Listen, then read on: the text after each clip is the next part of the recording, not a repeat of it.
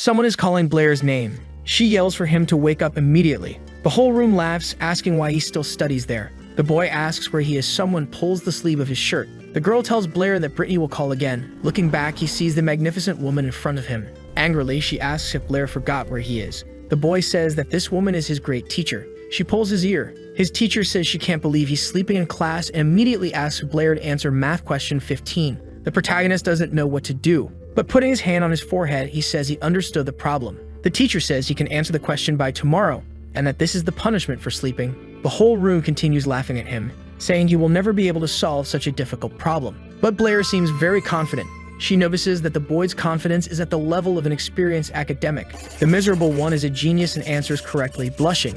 The teacher says that's impossible. Our boy asks if he can go to the bathroom, and she says yes. The room is restless after this little demonstration. Looking at the board, he sees that the calculations are correct. Everyone screams in shock as our boy walks through the school. In his mind, he says that expression doesn't need a progression calculation, it's just a crossing. Chen Lu is just an ordinary teacher who believes in mathematics. He worked hard for a long time and will finally receive the title of senior professional next year. But when he was taking the exam, he dozed off, and when he woke up, he was in another world. The protagonist says this is not scientific and calls for Newton to help him. Looking closely, he realizes he is now a boy bad at math, and the current world values it highly. Still, he is impressed that the students couldn't solve that simple problem and acted as if it were difficult. Blair says he doesn't know how he came to this world, but seeing how everyone is stupid, he might reach the top, reach the pinnacle of life using mathematics. We see a girl with pink hair. She and the protagonist end up bumping into each other. Our boy asks if she's okay, but the two are in a somewhat suspicious situation. Noticing this, Blair immediately gets off her. He quickly apologizes, saying he wasn't paying attention. The blonde girl steps back, saying it's him again. The protagonist sees that she knows him. Very angry, she says that Blair bumped into her at the entrance ceremony and embarrassed her, swearing never to forget. She adds that he bumped into her again, but this time deliberately and vulgarly. From Blair's face, he doesn't know what to say or do. Trying to resolve the situation, the protagonist says she hit him first. Suddenly, the girl makes strange gestures with her hand. Then she seems to be reciting a spell. Our hero sighs, thinking she's crazy. Then he jokes, doing the same thing, but in a funny way. A strange symbol suddenly appears. The girl's hand is on fire. She says she will go after Blair with everything she has. From her expression, the ending wasn't so easy. The boy doesn't know what to do and gets a fireball in the face, but the girl yells at him to be ready to be punished. The protagonist has a great idea. Before being killed, he bows and apologizes profusely for what happened. Of course, the blonde didn't expect that. Clenching her fist, she asks him not to think it's over just because of those apologies. But when she finishes saying that our hero is no longer there, Blair is running as if his life depends on it. In his mind, nothing makes sense because magic and science coexist. Suddenly, the protagonist's head starts to hurt. Because of this, he ends up fainting. Fragments of Blair's memories are wandering through his mind, and we see him crying, asking for his father. The general died honorably fighting. Someone hands over a box, offering condolences. A hand and a son in front of a house. Around them, people say that after the general died, the wounded became just a poor ex-noble who needs to work. Blair is heading towards his mother, telling her he got into college. She says he must study hard, and meanwhile, the boy says he has grown up. In her mind, her son is identical to his father. An old man asks Blair to hurry. If he can't do it, he won't be able to sleep there in the future. The boy says he will definitely come home. Our protagonist knows that the owner of this body, despite working so hard, never had a talent for magic, and he was always insulted by his classmates. Returning to the present, his friend calls him, asking if Blair is okay. He says her name is Jasmine, but wonders how she found him there. Being very kind, she extends her hand to help him up.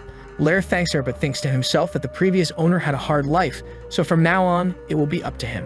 In the classroom, the teacher is teaching the 4 types of magical elements. The bald man says that this world is divided between ordinary people and those who can use magic, and their school is the best and most famous among all the others. Magic is divided into 4 elements: fire, water, earth, and air. Through gestures, the mage can use spiritual energy to manifest such power. We see that after the class, students are happy to finally be able to leave. We see the same boy a little sad after hearing these statements. Before leaving, our boy calls for his teacher.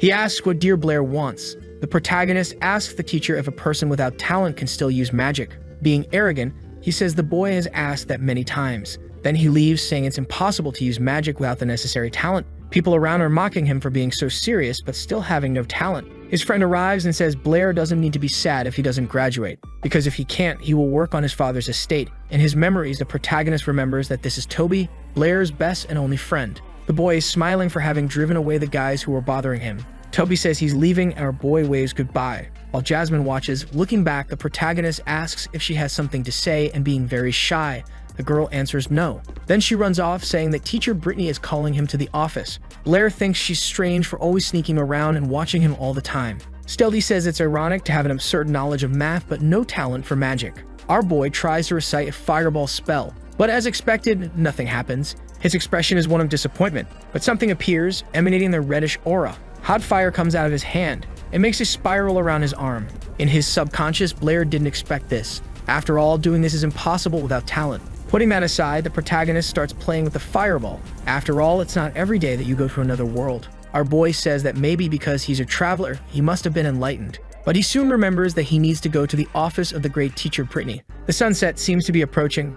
Blair knocks on the door, calling her. When he enters, he apologizes for being late. For some reason, our boy blushes. And the reason is in one of the teacher's poses. We see that the protagonist is infatuated with her. She smiles, saying he finally arrived. Brittany asks him not to mind her strange poses. Then she asks Blair to sit in the chair. The woman says she prepared hundreds of calculations for him to do. She soon throws all the papers on the table. Brittany says she will leave and asks the boy not to rush. Suddenly, the protagonist already says the answer to the question. At the same moment, she asks if that's possible. Then she runs towards Blair. She soon says that if it were her, she wouldn't be able to do it. Our boy doesn't know what to say to the woman in front of him. Being friendly, Brittany asks if he can explain how he solved the question. Blair is defeated by the power of her cuteness. In his mind, he says his teacher is more foolish than usual. Hitting the table, Blair says he did the operation in sequence, but the problem and the statement were very prone to errors. Brittany says there's only one solution and one way to do this. He says that's not right, because for this problem, you just need to find a pattern.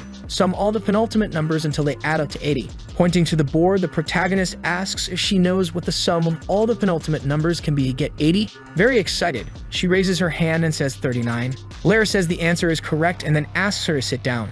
Our boy explains that from a tedious addition problem, the account became a simple multiplication problem. With this kind of method, you can solve several problems in an easy way. Brittany asks how there can be such an intelligent way. She then adds that this solution can be more generalized. If you sum all the numbers of a constant period, then the formula can be described as simple. With various calculations, the teacher's head ends up in another world. Our boy wakes her up, asking if everyone in this world is that dumb. She responds with another question, asking if this is the solution.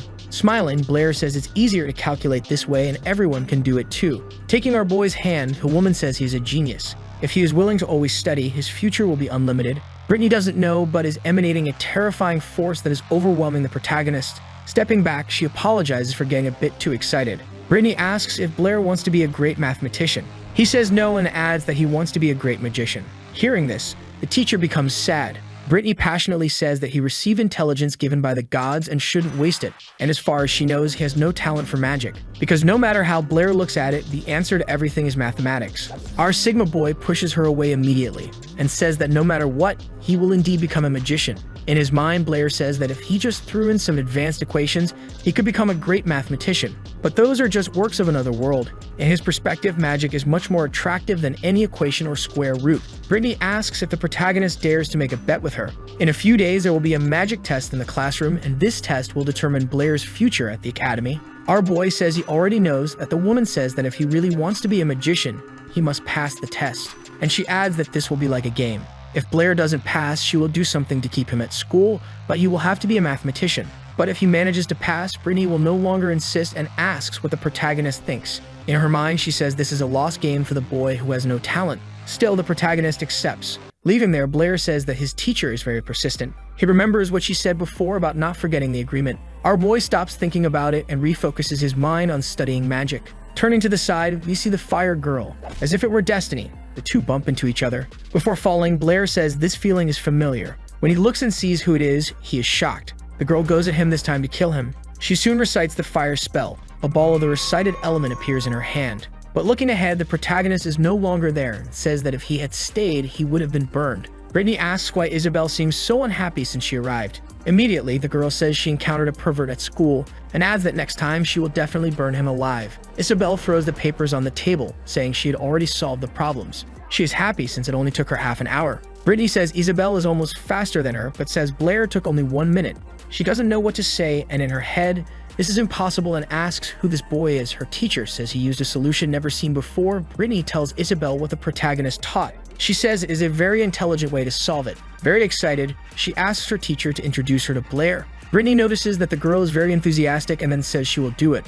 Moments later, Isabel kicks the classroom door, asking who here is Blair. Toby already suspects his friend is in trouble. Someone pinches him from under the table. This is our boy asking him to stay quiet. Toby tells her that the protagonist left the room. Of course, Isabel suspects the situation. Leaving, she asks that when he arrives to tell him she wants to talk to him. The protagonist's friend is a bit nervous but says he will indeed let him know. The girl slams the door and leaves. Blair comes out from under the table. Everyone is in great silence. The boy doesn't seem well as he had to face his senpai. Toby asks what the hell the protagonist did. Our boy is deeply confused because he doesn't know who she is. His friend says he really seems like a robot who only knows how to study and work. Toby says Isabel has many followers at the academy, and if those guys find out Blair offended her, things won't end well. Our boy says the academy has rules and they can't do whatever they want. Toby asks if the boy knows where the school is. Blair doesn't know how to respond, so he says something like in the City of Apollo. His friend asks him not to be so stupid. Isabel's father is the Lord of Apollo City. Our boy asks if there's still time to apologize.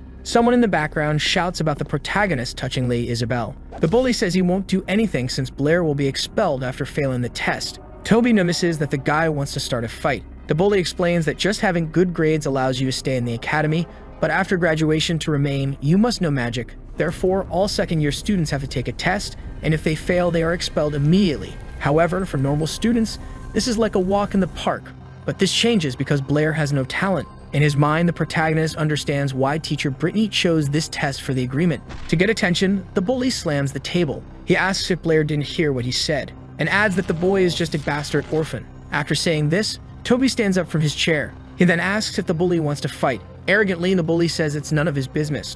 Toby says the protagonist is his friend, and it's his duty to protect him. The bully gets angry and says he'll remember this. Leaving, he says that next time he'll settle this. In his mind, the protagonist says this chubby guy might not seem reliable, but in critical moments he is very loyal. Confidently, our boy asks if Isabel came to bother him, would he do the same? Toby says if the girl asked him to hit the protagonist, he would do it instantly. These words leave Blair desolate. The day of the test arrives, and the teacher explains that the magic everyone will use is the fireball and adds that this is basic, so most should pass. In this test, besides reciting the spell, students must hit the target. The teacher asks the bully to start. We then see the guy reciting the spell. He soon throws the fireball and hits the target, passing with 8 points. The teacher calls the next person. The bully sees our boy in the crowd and tells him to enjoy his last moment in the academy. Toby tells the bully to shut up. The next person will be the chubby guy. He recites the spell just like the bully. Small fireball appears and he struggles to maintain it. Toby throws it towards the target. A small spark reaches it, and the teacher says it counts. Of course, the boy is happy about that. The teacher looks at the protagonist's document and already knows he has no talent for magic. He sighs, saying that Blair is a little fool. The teacher was about to say that everyone passed, but the bully interrupts to say something. He says one person is still missing. Student Blair hasn't taken the test. Our boy stays silent. The teacher asks if Blair will take the test. At that moment, everyone laughs, saying it's impossible since he can't even do the basics, and they call him Blair the magical idiot. Toby comes close, saying it's obvious they planned this. Against all odds, the protagonist says he will take the test. No one understands the reason for his decision, but of course they mock it with all their might. The girls say Blair still doesn't realize he's a magical waste. The teacher tells them all to be quiet, and again asks if the boy will take the test. Blair says yes, he will take the test, so he says he can start now. Our boy is right in front of the target. He knows he can do magic without reciting, but he'll still pretend. The protagonist starts reciting the spell, then commands the fireball to manifest. Everyone covers their eyes, thinking something will come out, but no magic can be seen. Soon the students start laughing and mocking the boy. But that was just a matter of time for his fury to ignite. A large fire magic can be seen with the naked eye. The target is completely destroyed. In the area, everyone is scared by this, but Brittany is sad. Knowing our boy has talent, we see the ashes spreading over the grass. Then the teacher says Blair passed the test. The bully says that's impossible. Toby is excited, saying he knew his friend was amazing. The teacher asks Blair to come with him. In her mind, Brittany wonders how our boy did that. The lie that Blair told to avoid being discovered is that he practiced every day, and suddenly it worked. The teacher says that magic is given by the gods, and those who can't manifest it are called forsaken by the gods. People who lack talent are extremely rare, and someone who previously had none and now does is almost like a joke. Anyway, he says that our boy has great potential to become a mage. In his mind, Blair says that last time someone persuaded him to be a mathematician. Now it's for magic. The teacher says that the protagonist has really worked hard during this period and will certainly reach the level of a Saint Mage. Blair realizes that the Saint Mage level is the highest one can achieve. and adds that there is a story of someone who reached this level and their main power is to tear the fabric of space and time. Our boy starts to realize what he can do if he reaches the maximum. Soon after, Blair looks at the teacher and says that he will certainly become a saint mage. Elsewhere, the protagonist says that the academy took a few days off because of the test. Using this short period, he studied magic books to the maximum, and then discovered that the levels of mages are divided into 7, with the saint mage being the pinnacle. Their powerful magics are described only in books. Accounts claim that a saint mage can tear the fabric of space-time and travel between different worlds and dimensions. But the current world does not believe in this nonsense, but our boy thinks about how he ended up in this place and knows that maybe this might have something to do with it. Unfortunately, his teacher does not believe in spatial magic, so he couldn't get more information. Someone arrives and asks if Blair is still reading. The protagonist says this is the administrator. Our boy asserts that he will continue to read. The next day, Blair stayed up all night studying. He opens the classroom door. The crowd is already formed, and everyone is gossiping about the past event. About Blair's magic being great and powerful, other students say he was just hiding his strength. The girls say that if you pay attention, the boy is actually quite handsome. In front of him, Isabel is sitting. Of course, he wonders why she is there. In such a suspicious position, Blair covers his eyes, saying he cannot see. Isabel says it is unexpected that he is the person Brittany was talking about. Blair tries to say that this is all a misunderstanding. She yells, calling the boy a pervert. Her fury is overflowing in the form of magic. Then she starts reciting a fireball spell. Our boy tries to defend himself in some way, but soon realizes that nothing hit him. Luckily, his teacher arrived in time, stopping Isabel from doing something bad. Brittany says it is forbidden to use magic inside the classroom unless permitted by a superior. The girl asks her to listen, but Brittany tells Isabel to be quiet. Then the teacher says she was looking for him and tells him to go to her office. Brittany adds that Isabel should go with him too. Blair feels proud, but still, the miserable boy is indeed a genius. The three leave and soon the door closes. The bully is left confused and asks what just happened. Inside the teacher's office, Blair is sincerely apologizing for his actions and adds that everything that happened was a misunderstanding. Brittany says the boy was careless and asks Isabel not to be bothered. Still arrogant, she accepts the apologies. A bit sad, the teacher tells Blair that his magical power is beyond her understanding and, as promised, she will not persuade him anymore. But she asks how he managed to do it and if he could teach her. Our boy says it just happened and says he has a question about magic. Being savvy, she says she won't force him to answer and adds that the protagonist can ask anything. Blair asks if one needs to use gestures and recite the magic to invoke it. Isabel says that question is very stupid because even a child knows that anyway. The protagonist continues asking if all mages are the same. Brittany says that no matter the level, to invoke magic, one needs gestures and to recite it. The only ones who don't need that are the gods. Isabel says her teacher doesn't need to answer such a ridiculous question with such seriousness. Our boy notes that he is different and maybe can do it because he is not from this world. Brittany continues to explain that this is common sense, and if Blair wants to be a great mage, he must memorize theory books. But that's not why she called him to her office. His teacher has a type of paper in her hand, and our boy is confused because he doesn't know what it is. Isabel says this is a journal where the most important academic works of the entire kingdom are published. Suddenly, the girl is startled by something she sees. She notices that her teacher's and Blair's names are in the journal. Brittany says she submitted the formulas she learned from the protagonist. Blair doesn't care about this since he earns little money working in the library, and as far as he knows, you can't eat paper. His teacher says she almost forgot something. She hands over a bag full of coins, saying this is a bonus for the manuscript. Of course, the protagonist is happy since he earns 2 silver coins a month, and in one day he got more than 50. All thanks to his wonderful teacher. Innocently, Brittany says she will take half since she also contributed. Now our boy will receive only 25 silver coins. In his mind, he says he has never seen such a cunning snake. Anyway, it's still a good amount. Like it or not, Blair has an idea to make a lot of money. Looking at his teacher, the boy asks if there is always a bonus of 50 coins for each published work. The woman says she didn't pay much attention to that, but maybe that's normal since the journal is famous, being very clever. Blair says he has been having a good thought lately and continues, saying he thought of solving a formula in a unified way. Brittany realizes something incredible is happening in front of her again and adds that this might be the mystery of Ross. Our boy doesn't know who this guy is, and his teacher explains that it's a mathematical problem posed by the great mathematician Ross. She does the math and soon says that in the problem, Ross has 7 cats, 7 wives, and 7 bags. Blair says the solution is easy, but if you want to simplify it, just use the unified formula. Hearing this, Brittany is happy that the great mathematical problem can be solved simply. In his mind, he says he still has some preliminary ideas. His teacher calls him to help solve the problem. Time passes quickly while the two are studying. Isabel ends up falling asleep, but a noise wakes her up. She wakes up to her teacher shouting that this is incredible. Brittany says the protagonist really has a great talent for mathematics. Isabel comes closer, saying she didn't know the boy was all that and asks if all this came from his head. He gets serious, asking if she really wants to know. Blushing, she says Blair can't keep telling lies. The protagonist says he just spends a lot of time with math while others are sleeping. The girl gets embarrassed, asking what he is talking about. Another day, Isabel is thinking about Blair. In front of her, she sees him acting suspiciously. This is the second-year building and the protagonist is in the first year, so she wonders if he will harass the seniors. This time, she will follow him to see what Blair is up to. But observing, our boy had already disappeared. We see that the protagonist is in front of a large wall. Earlier, Toby had talked about this wall in the second and third year building. Doing several flips, Blair says his teacher is right. He said the protagonist could go to the city to find a high-level mage to teach him. Outside the academy, our boy finds everything interesting, because the city is bustling with all kinds of people. Walking around, our boy says this place is very prosperous. In front of him is the Magic Association. Apparently, this building is huge and majestic. He takes a mask from his pocket and puts it on his face, saying it's better not to reveal his identity. Entering the place, it seems a bit crowded. Seeing up close, the receptionist is his friend, but she doesn't recognize him because of the mask. She asks if the protagonist wants to hire a magic consultant.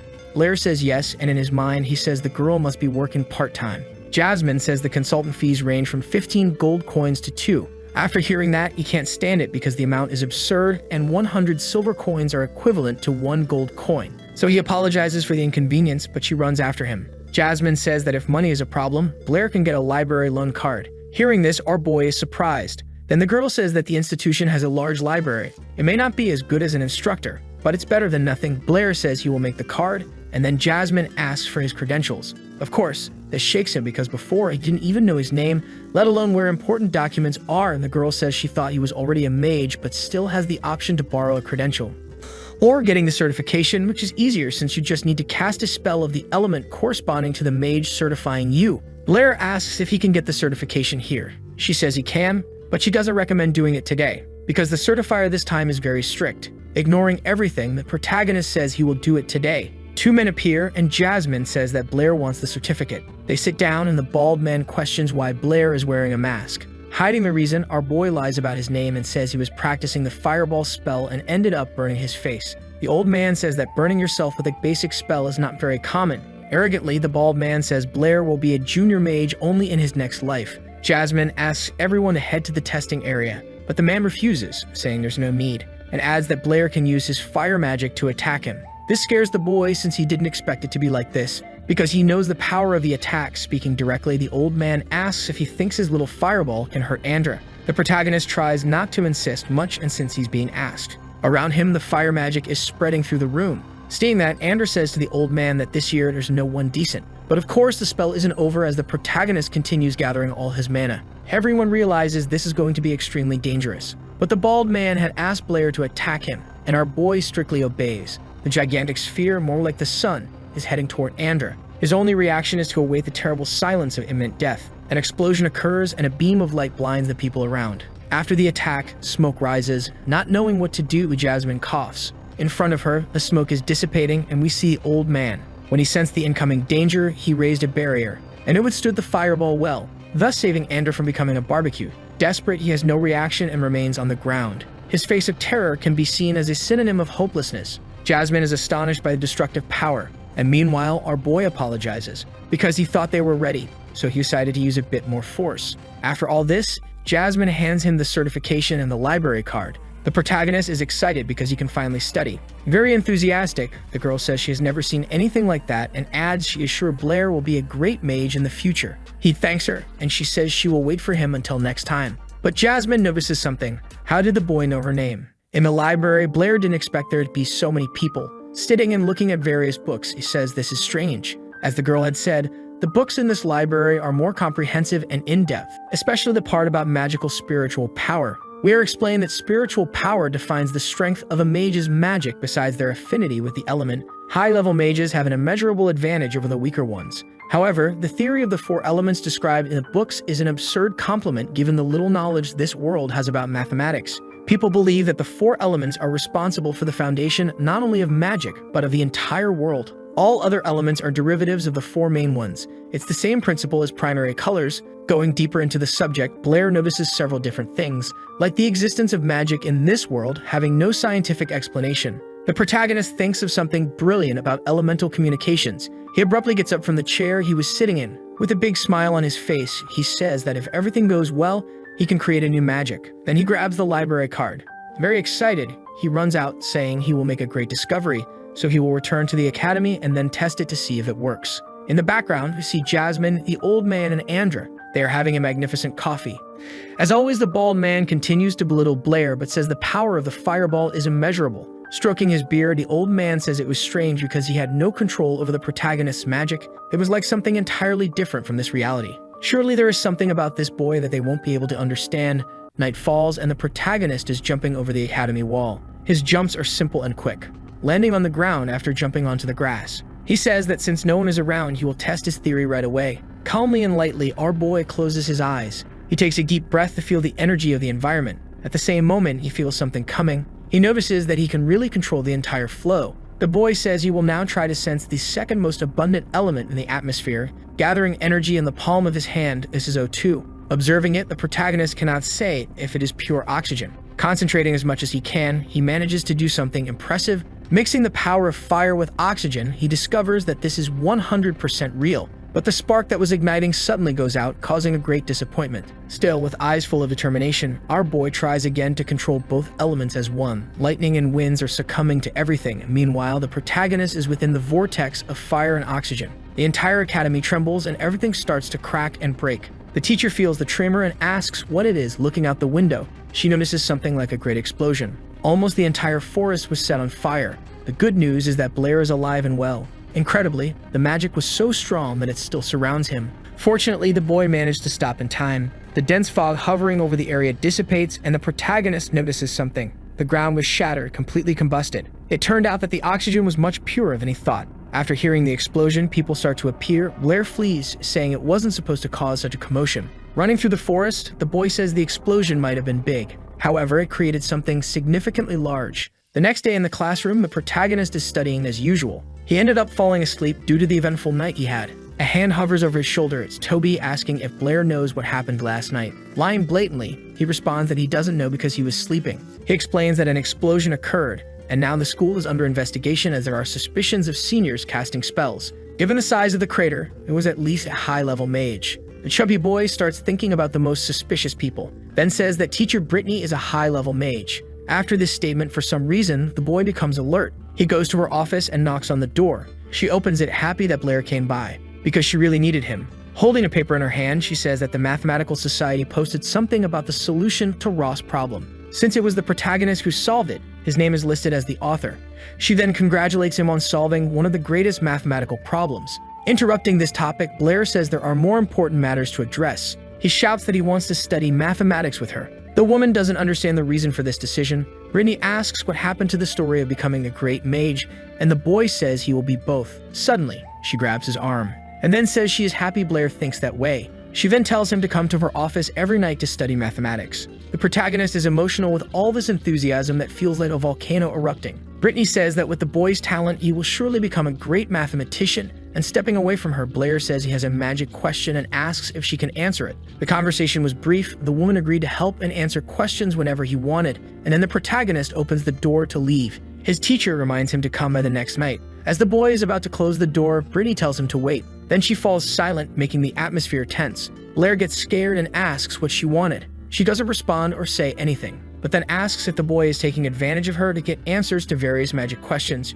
She looks intently at the protagonist. Sweating heavily, our boy realizes he's been found out. With flowers around him, he tells a half-truth that he just wants to spend more time with her. Brittany approaches him, and of course, the protagonist thinks he's going to die. Being very cute, she asks the boy to be careful when leaving and reminds him to come by at night after class. Practically, Blair feels like he's been expelled from there. In his subconscious, the protagonist doesn't know if she is stupid or intelligent. Later, the next night, the boy arrives and opens the office door. Brittany is sitting with Isabel. Suspicious, the girl looks at him and asks what he is doing there. The woman apologizes to Isabel because she forgot to mention that starting today, Blair will be studying with them. And since Isabel is his senior, she must take care of and help him when needed. She then asks Blair to sit next to Isabel as she has a question she'd like him to answer. A large stone is thrown into a well, followed by another stone with double the mass, and she asks which stone will reach the bottom first. Isabel says she just needs to calculate the time. But our boy explains that the larger stone will never catch up with the smaller one. Ignoring air resistance,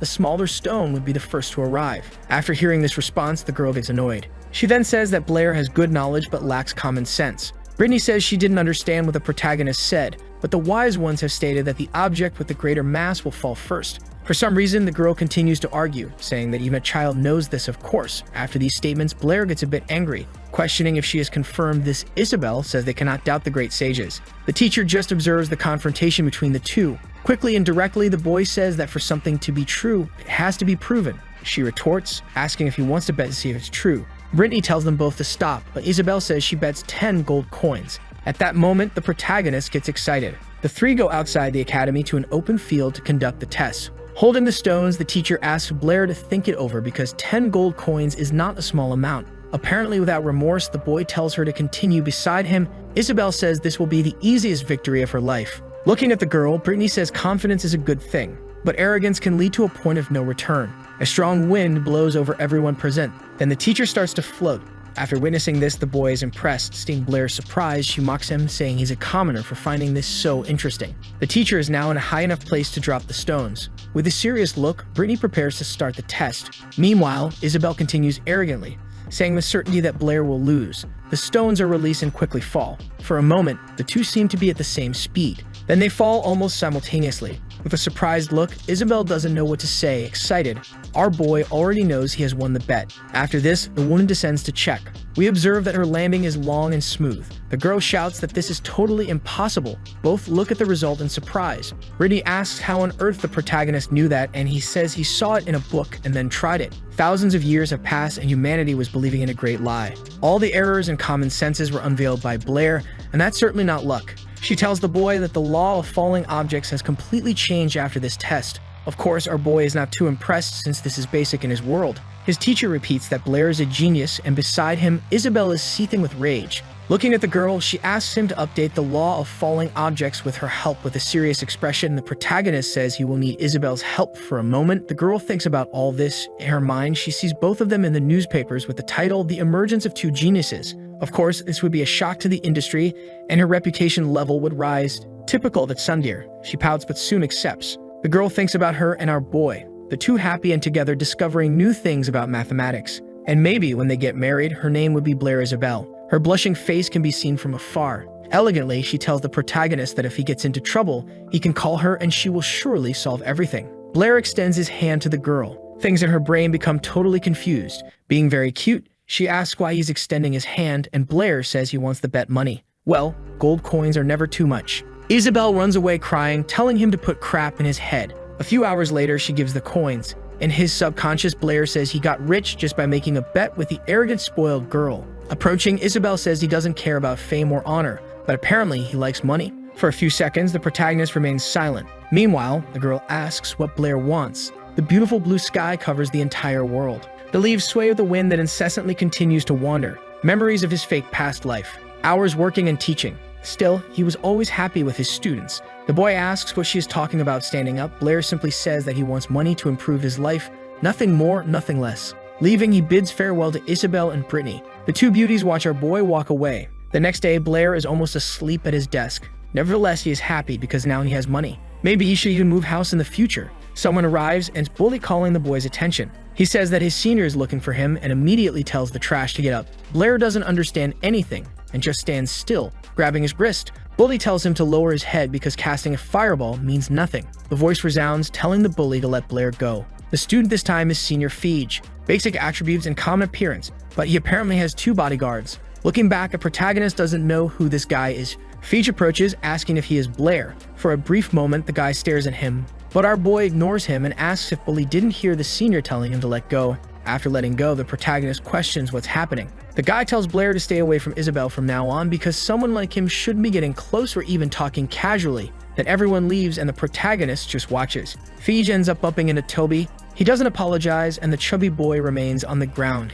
Getting up, he goes to Blair and asks if he's okay. Simply, our boy explains that the senior just came to exchange some words. Toby seems afraid of the guy. He says everyone at the academy fears him, and Blair is the only one who doesn't care. The boy is the son of the great Viscount and the youngest heir of the Howard family. He adds, if someone offends him, they'll have a hard time living in the academy. Putting a hand on Blair's shoulder, Toby says he knows the protagonist is infatuated with Isabel's beauty, but advises him to follow Fee's orders. Sometime later, we see the bright sun shining over the academy. Inside the office, Blair is thinking about his pure oxygen ball that cannot be launched immediately because it needs time to concentrate. At the moment, his biggest advantage is not needing to recite or make any gestures. He soon wonders if he can use multiple elements at once, but Isabel interrupts, saying he needs to study more on the subject that teacher Brittany assigned, handing over a paper. Our boy yawns. It shows that Blair has already written everything. The girl is impressed with such speed. Very calmly, the protagonist says he just needs to use different ways to solve each calculation.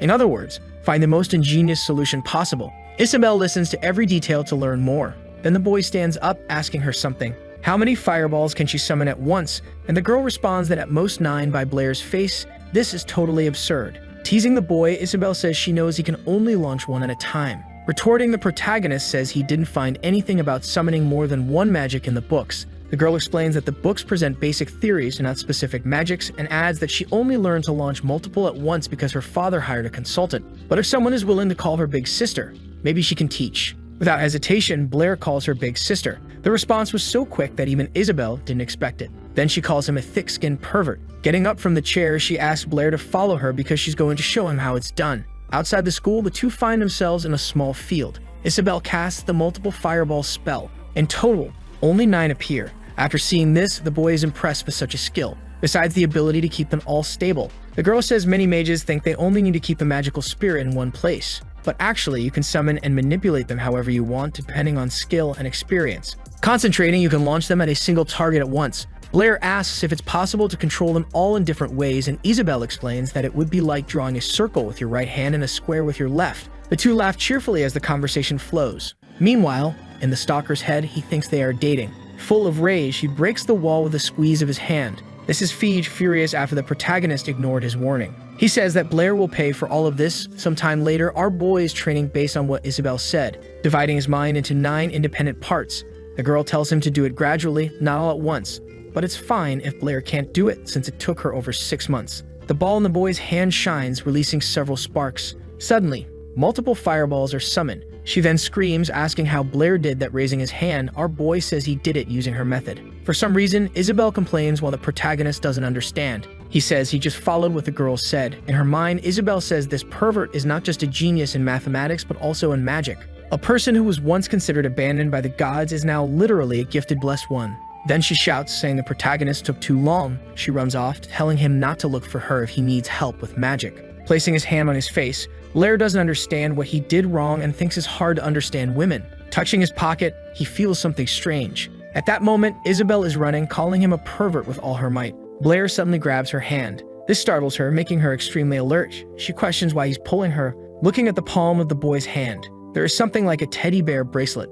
Being polite and elegant, our big boy calls his dear Isabel and says he could only learn something thanks to her careful training. He then asks her to accept this gift as a token from her little brother. Her eyes light up when she sees it, something so cute given from the heart. This makes the girl blush with his gesture. In her mind, she says this pervert is good. Quickly, she takes the bracelet from his hand, then runs off calling the bracelet ugly, but she ends up falling awkwardly on the ground. Even so, she gets up and looks back. Her gaze indicates uncertainty but also pure consideration. The boy wonders if he should comfort her. In any case, she continues to run away, saying she will never forgive him. Our boy is lost in thought, saying that bracelet cost 50 silver coins. He was going to give it to his teacher but changed his mind and gave it to Isabel. Suddenly, Blair notices something. The people in question are Fee's henchmen. Bully says he remembers that the senior warned him about getting close to the girl. Even so, he continued to meet her. Blair gets up from the tall grass, but he is surrounded by the guys. Before anything, it's better to run than stay and die. The fools chase after him, telling the boy to stop. In his subconscious, he says this group of people is a problem.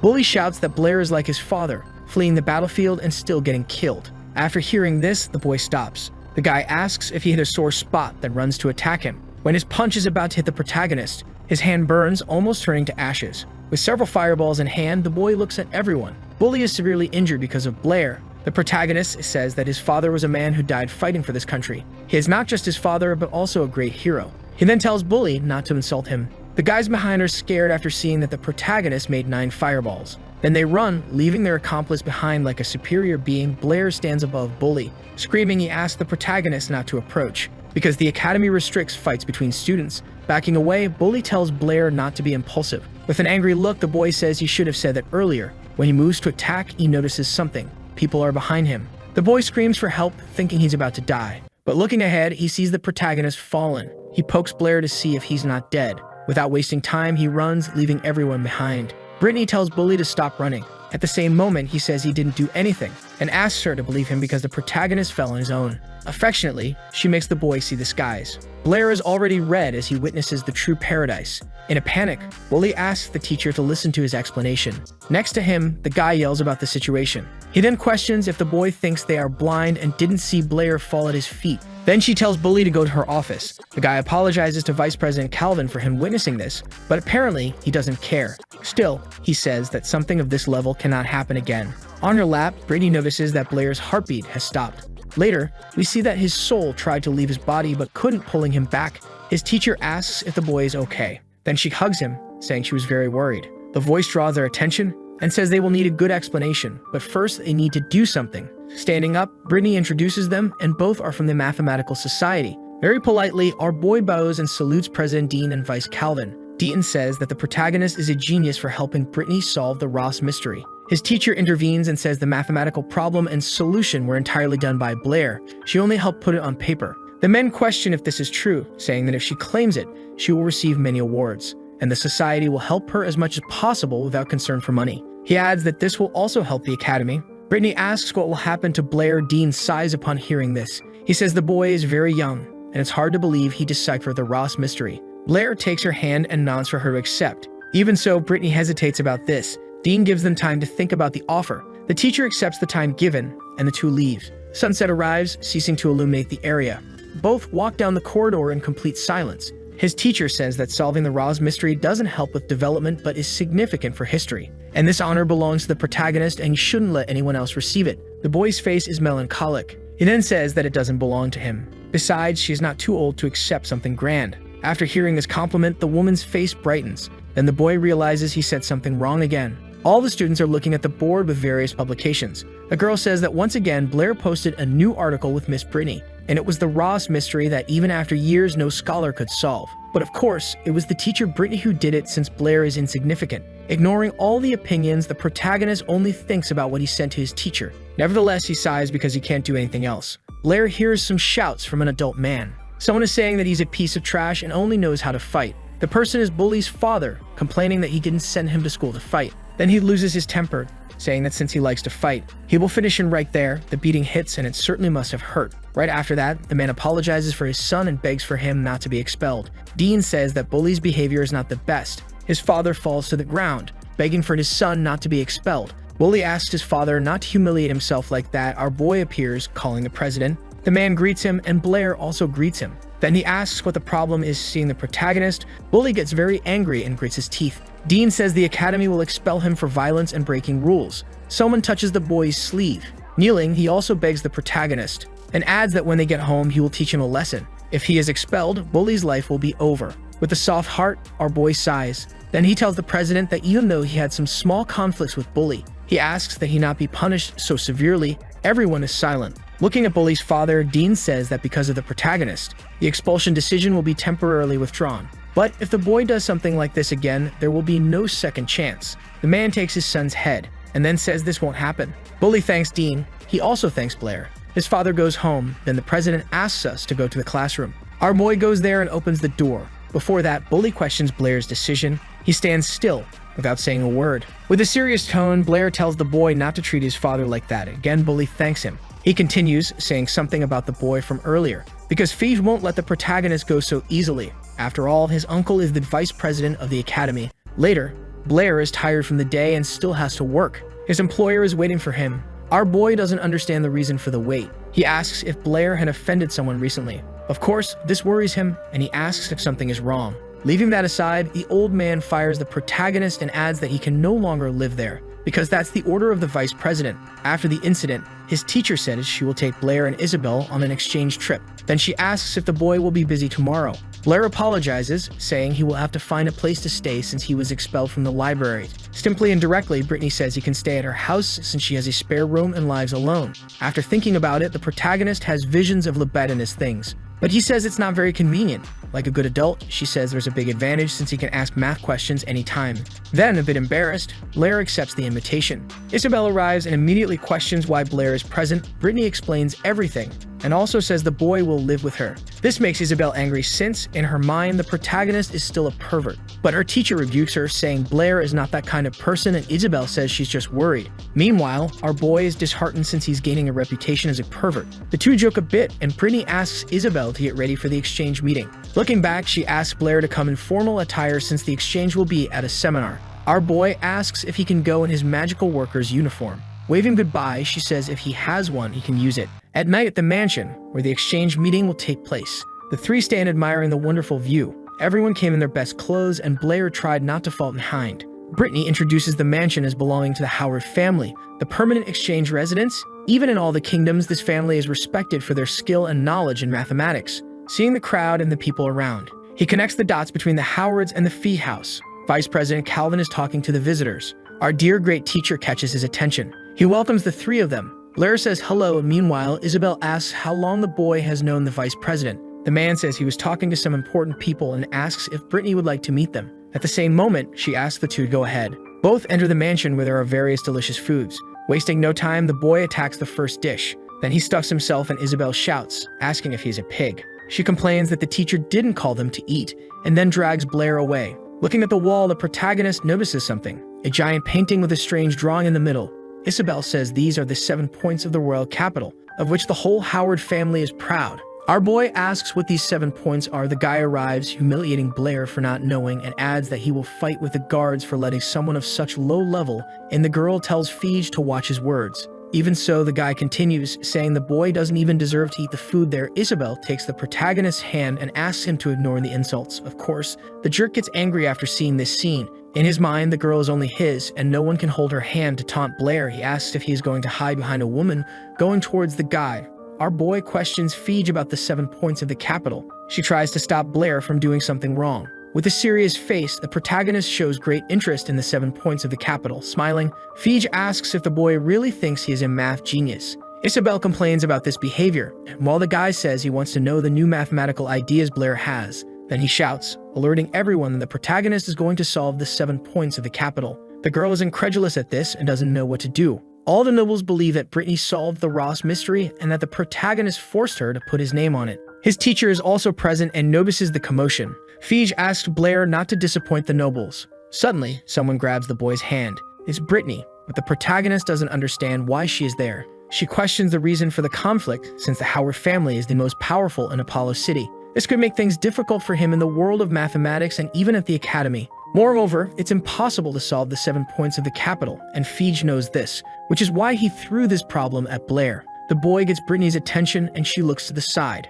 Raising his glass, he asks if the boy isn't a great mathematician and questions if he lacks confidence. Furious, the woman is about to try something against Feige, but the protagonist stops her, saying he will try to solve the equation as a way to thank his senior for expelling him from the library. Both women are surprised by such a statement, because if Blair says he will do it, he will certainly keep his word. He turns to Feige, saying he will solve the 7 points of the capital. Feige explains that this is an equation that only the patriarch of the first generation managed to solve. Hundreds of years ago, he noticed a special topography of the capital. At that time, the urban area wasn't as large as it is today, and the city was divided in two by the river. Because of this, the patriarch created 7 bridges to connect the urban region. Looking at his creation, he had a brilliant idea. It was possible to go to any area crossing each bridge only once and then return to the starting point without repeating the path. After making the idea public, many mathematicians researched to try to find the solution. However, despite numerous attempts, no one found the answer. In the end, the patriarch solved it and was supposed to publish it for the entire kingdom the next day. But the whole day passed and he didn't appear, and night fell. Days later, they found his body in the river. Because of this, the answer was lost and no one from the new or old generation succeeded. Even so, the Howard family celebrates the patriarch's great achievement. This is the great glory of the entire family. Not much time passes after the explanation and Blair seems to have already found the answer. Feige asks if the genius can find the solution. Surprisingly, the protagonist says he doesn't know. Feige laughs and questions where all the bravery went. The women ask if they heard correctly and compliment that Blair is a piece of trash and nothing but a waste. But a distinguished woman says maybe it isn't like that. Apparently, the protagonist tries to find the answer, but he realizes there is no solution, because in his past life, there was a similar problem. The whole room is watching Blair intently. Both Brittany and Isabel don't understand anything. Fives says the boy only says this because he doesn't know the answer, but the first patriarch of his family knew the solution. Blair refutes, asking if he has any evidence of this supposed solution. Fives loses his composure, questioning how the boy could doubt the sages. A man appears, telling Fives to stop. His name is Viscount Howard, and he says not to use the achievements of the past generation to show off. At that moment, Fives trembles, apologizing to his father. The man says he heard a lot about Blair from Calvin. Our boy greets him respectfully. The Viscount says he knows about the conflict with Fives and promptly apologizes, but he accuses family, saying the 7 points of the capital have no solution. Blair says he didn't accuse them because the problem truly has no solution. Beside him, Isabel says it's the first time she sees the boy so serious. The man becomes as furious as his son after hearing these statements. Against all odds, he says he has the evidence. Grabbing a paper and pen, he starts writing down the reasoning and the basis of the bridges. He then asks them to look. Each piece of land is considered a point. If you can connect all the points without drawing a line over another and without lifting the pencil from the paper, it's as if you walk through all the bridges. Four Eyes are impressed, and the Viscount's wife says it's wonderful. A blonde woman says her friend is right. The boy really has a good brain. For some reason, she seems proud. Blair continues the explanation, saying one can only lead the bridges using the start or the end. A point formed by even numbers can be called a uniform point. Brittany adds, saying that if all the numbers are even, the 7 points of the capital can be resolved. Observing from afar, the boy continues seriously and says his teacher is correct. Four Eyes tries to question something, but the final definition is that it is impossible to reach the end and then return to the start without repeating the 7 bridges. In short, it's impossible to solve. The onlookers are left speechless after hearing this. Blair says this is a 100% impeccable argument. Fives says this is all nonsense. The family is being plagued by noble gossip. He yells, telling everyone not to believe Blair. But of course, after this absurd argument, everyone looks at him with disdain. A woman says that the Howard family patriarchs deceived scholars for centuries. Because of this statement, Fives' mind collapses. He then looks at his father, asking if he's not going to do something, but the Viscount doesn't wait for good news and punches his son in the cheek. Fives falls to the ground, all battered by the blow. Then the man tells Fives to shut up because he is a failure, and adds that the boy is a disgrace. From the corner of his eye, the man says he will make Blair pay for what he did. Our boy doesn't understand the reason for the resentment, but it seems the Viscount won't let this slide. Still, Blair calls him out, saying that he answered one of Fives' questions, and as one of the house rules, the boy should also answer one of his. Seeing his son on the ground, the Viscount realizes there's nothing to do, so he asks what the boy will say. Directly, Blair says it's simple and asks what the length of the diagonal of the square is. After hearing this, the Viscount is happy since his family is also famous for solving this kind of problem. His teacher questions the reason for such an easy question. The man replies that it's 2 and adds that this is common knowledge. Closing his eyes, our boy says the answer is wrong. He then says he wants to know the length of the actual diagonal. The Viscount is left speechless. The crowd starts gossiping about the matter. Of course, Blair knows the man won't answer. Although in his world, scientists were respected, most were unknown, and the public only cared about celebrity scandals. Even though not many know about mathematics, there are only high-level people here. The students present have contributed significantly, so it doesn't matter if they are noble or not. It turned out that they gathered and formed the School of Numbers. Everyone in the Howard family has great influence because it's the center of the academy, and even Isabel's father, the lord of the city, must show respect to them. This school integrates everything possible to deliver maximum knowledge to students. They believe that all mystical events can be discovered through numbers. Practically, it's like the ancient Pythagorean school founded by Pythagoras. It was once very powerful, but had a fatal flaw in its belief. In summary, everyone in this world believes only in whole numbers, like Pythagoras. The person who discovered decimal numbers was his student named Sapassos while trying to measure a diagonal. After this discovery, the school was shaken, leading to its end. The sect's believers were horrified by this, so they decided to tie Sapassos up and throw him into the Aegean Sea. However, the truth cannot be hidden forever, and soon their descendants discovered it. Subsequent generations called these numbers irrational numbers. Soon human understanding expanded. Judging by the Viscount's expression, he must know about the existence of irrational numbers. But we see the man is sweating. Everyone is trying to find the correct number for the diagonal. Brittany asks, what the hell? This is because even she can't find it. Then the boy explains to her that this is a new number discovered long ago but may have been covered up by others at the time. Fives sees his father's powerless image. Seeing that, he knows that perhaps today he won't leave with all his teeth. This elevates his anger toward Blair. Then he shouts, saying all this happened because of him. Therefore, he must die immediately. He then runs towards the boy to attack him. Preparing himself, Blair positions to avoid being hit. Before anything happens, someone grabs his hand. With pure rage, she observes him. Fives yells for her to let go. But the woman apologizes and says she must stop the boy from doing something impulsive. Still, the boy tries to free his arm. But he realizes she is too strong. Behind him, his father yells furiously. Trembling, the Viscount asks if he knows how many misfortunes he caused today. The boy remains silent but continues to stare at Blair. Quickly, the man calls everyone's attention. He then says he deeply regrets this terrible incident and promises that from now on, he will discipline his son thoroughly. Additionally, regarding Blair's question, he will send the answer in a few days. He thanks everyone for their guidance and takes his leave, telling Blair to enjoy himself at the mansion tonight. In his mind, the boy knows it will be difficult to find the answer, but he trusts the Howards. Leaving, the Viscount is unsatisfied with everything as he was humiliated by a child. Blair thanks the lady who helped him. The woman asks if he has forgotten her. Isabel appears, hitting our boy. Then she asks how he could flirt with another person besides her, and of course, Blair doesn't understand a word of what she said. The woman lets out a relaxed smile. She then says she was joking, but it's admirable how the girl flirts. She adds that the relationship between the two is so close it's enviable. Isabel tries to retort to Alice but ends up fumbling her words. Then she questions the reason for her presence. Alice responds that she has always participated in meetings like this, but it's the first time she's seen Isabel here. Brittany says that Alice's family is famous in the city of Yapo, and she always attends exchange meetings as a representative. Extending her hand, the woman reintroduces herself to Blair. They both greet each other and exchange jokes. Alice leans in a bit to observe the boy closely. She then seductively asks if she could inquire about mathematical questions alone with him in the future. Blair swiftly refuses after hearing her question. With a stern and dumbfounded face, he reiterates his rejection with more respect. He explains that she should discuss such problems with Miss Brittany since he claims that his ideas are inspired by her. Alice chuckles for a bit and calls him unpredictable. She then proceeds to bid goodbye as she tells him that they should have a good chat when there is no one around him next time.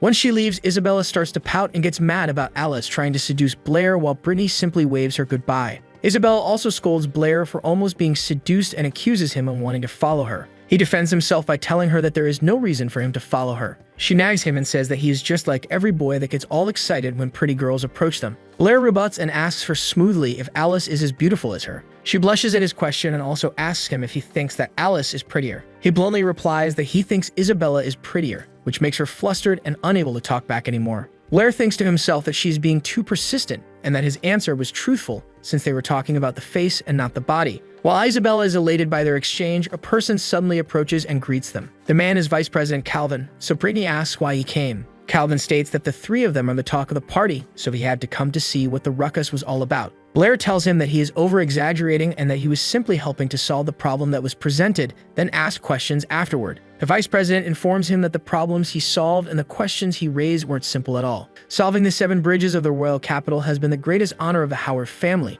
but his argument today could lead to their fall. And the number he mentioned could also cause the number school to fall since it directly goes against their foundations, which would shake the entire mathematics community. He then sharply focuses his gaze on him and asks who he really is, since there must be a reason that such talent was only recently revealed. His suspicions grow and he also inquires about his purpose, which takes them aback. But Blair simply brushes his questions off and tells him that it was Senior Feege who took the initiative to ask the question and he simply had an idea, so he helped him answer it, adding that the number he inquired about was only due to curiosity and that the Viscount already told them that he could find the number. Calvin thinks deeply and decides to believe Blair's statements, then assures him that the Mathematical Society is always on the side of the truth. As Blair was feeling relieved that he managed to escape his questions, the vice president raises a warning to him. He ominously states that he should be careful of the Howards since they are a lot of trouble to deal with. The scene cuts to the Viscount sitting calmly on a sofa while Feege is shivering on the floor after seemingly being beaten. He struggles to catch his breath as his body is covered with bruises. An ominous man informs the Viscount that everything is now ready and they can execute the plan at any time. The Viscount orders the man to wait until Blair leaves the manor and make his death look like an accident, just like how they did before. The ominous man bows and follows his orders. But suddenly a voice talks to the Viscount and calls him father, stating that he is planning to kill again. Behind them, there is a mysterious man dressed in white that they haven't noticed yet. The Viscount looks behind him and recognizes the man as his son Abel.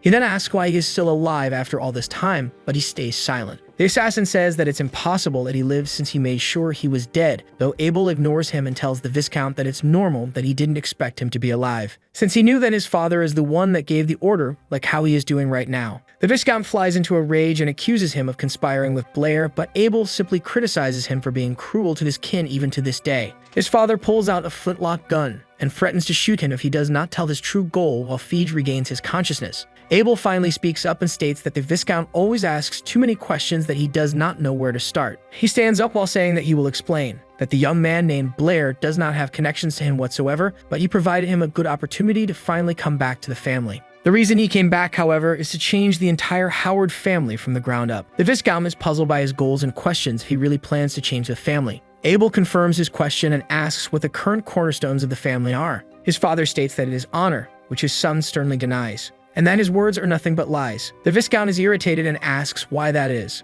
Abel answers that it is due to the fact that the Viscount already knew that the Seven Bridges mystery has no solution and the number Blair stated cannot be expressed in real numbers. He adds that the Viscount also hid the truth in order to maintain the so-called honor of the family and the number school. And not only that, he also killed those who wanted to reveal the truth to the public in various ways, which included Abel, his own biological son. Viscount Howard has now snapped and orders him to stop talking, and states that he will kill him once again for the sake of the family. Abel persuades his father by reminding him of what he said, that the truth will come out sooner or later, which will lead to the Howard family being wiped out. And today the boy named Blair did just that and burst their family's bubble in front of the entire mathematics community. He then challenges him if he can get rid of all the people who now know the truth. Abel swiftly grabs the Viscount's gun, then points it to his own heart while taunting his father that if he can't hide the truth tomorrow, everyone will know their secrets and the family will be overthrown. The Viscount's hand shakes in the face of Abel's continuous threats. He then finally lets go of his gun in resignation as his son takes it from him. Viscount Howard desperately asks Abel what they can do in order to prevent such a future. His son answers, saying that he will replace him as the patriarch and change the entire Howard family so that they can survive. He menacingly tells his father that only he himself can save the entire family.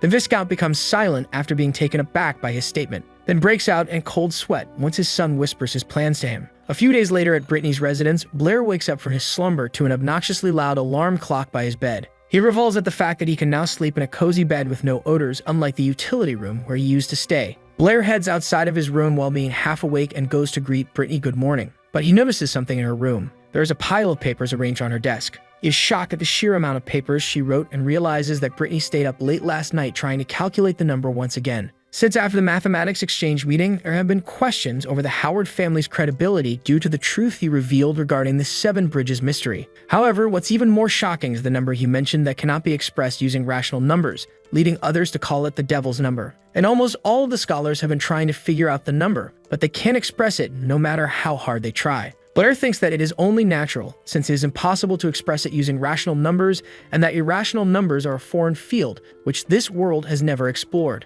But even so, he respects the efforts of the scholars of this world, and he believes that they will figure out their solution eventually, just like in his own world. As he looks forward to the future, a dove flies in the distance, signaling a new chapter in his life. Blair takes a look at the papers on the desk and sees something that catches his attention. It is a newspaper containing news about the Howard family changing their patriarch, and the new patriarch has also announced that he will dissolve the number school. Blair thinks that abandoning the school is indeed the best choice for the Howard family and wonders what suddenly changed inside the family for them to react so decisively. As he imagines what the new patriarch might look like, Brittany walks up from behind while lightly dressed. She says good morning to Blair while she rubs her face, seemingly still half awake. He returns her greeting while looking enamored at her seductive figure before him, though she doesn't seem to realize how lightly dressed she is. She also scolds Blair for not waking her up like she told him to do last night, to which he simply states that he forgot to do so while trying to avoid looking at her body. Brittany teases him and calls him a bad boy, causing him to become flustered. She adds that she knows that he didn't really forget, and also seductively states that she also knows that he knows the number, and sweetly tells him to stop teasing her, with her breasts nearly popping out, which causes Blair to have a nosebleed.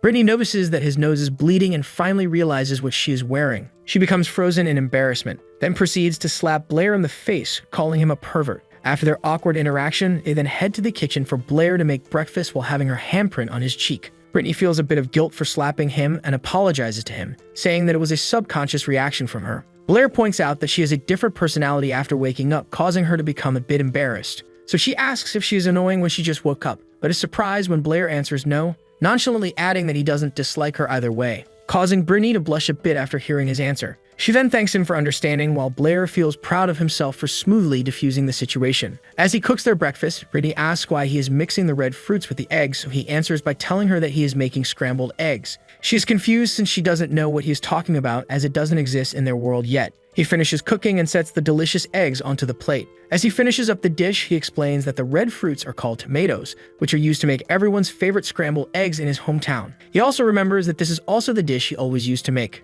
After making breakfast, Blair heads to his class and tells her to try it herself, Brittany asks him to wait for a bit, then she wipes a stain on his shirt with a clean cloth. Blair is suddenly taken aback since he didn't expect her to get this close and proceeds to blush while frozen in place. She finishes cleaning his shirt and it is now sparkling clean. Brittany then reminds him to be careful as he goes off to school. After Blair leaves, she's left alone at the table, wondering if the eggs are really edible due to their weird appearance. She takes a spoonful of the eggs and tries it out, and becomes shocked at its taste. The fragrance of the eggs makes her mouth water, and the sweetness of the tomato that is fresh and refreshing causes her to curl her feet in delight. She shivers as she revels in the taste of the scrambled eggs, which is out of this world for her. Meanwhile, Blair's stomach is grumbling at school, since he forgot to eat breakfast after leaving so early in the morning. In class, the girls are talking about the new head of the Howard family and praise his good looks. They also talk about the mysterious person who solved the 7 bridges and proposed the devil's number before disappearing. One of the girls states she heard from her uncle that the boy who solved it is the same age as them and also requested to stay anonymous.